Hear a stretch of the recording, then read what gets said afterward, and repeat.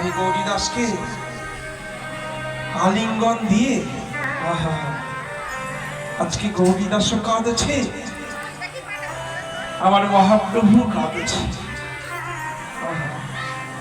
ভক্ত ভগবানের এমন প্রীতি মাখামাখি, এমন সম্বন্ধ,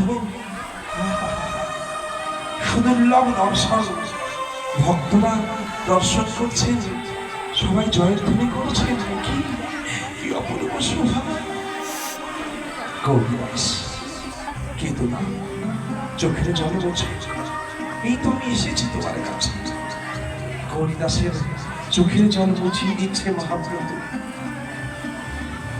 এবার যে বৈঠা দিয়ে তিনি নৌকা বেয়ে এসেছেন, সেই বৈঠাটা মায়ের আজও কাল্লার মন্দিরে রয়েছে।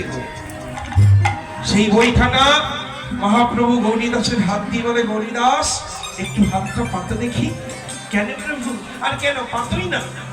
তার হাত যেই পেতেছে, গৌরহরি ওই বৈঠাটা গৌরীদাসের হাতে দিয়ে বলছে, নাও ধন ধন গৌরীদাস, আজ থেকে তুমি এই বৈঠা দিয়ে এই ভব নদী পার করবে।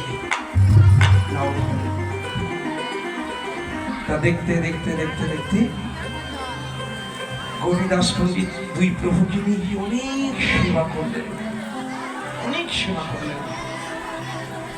এবার মহাপ্রভু মনে মনে ভাবছে, আমি যদি ভক্তের কাছে এমন করে বাধা করে থাকি, আমার তো জীবের উদ্ধার করা হবে না, আমার এখনো অনেক কাজ বাকি, আমাকে যেতে হবে। তাই গৌরহরি নিজে হাতে একদিন কি করলো জানো?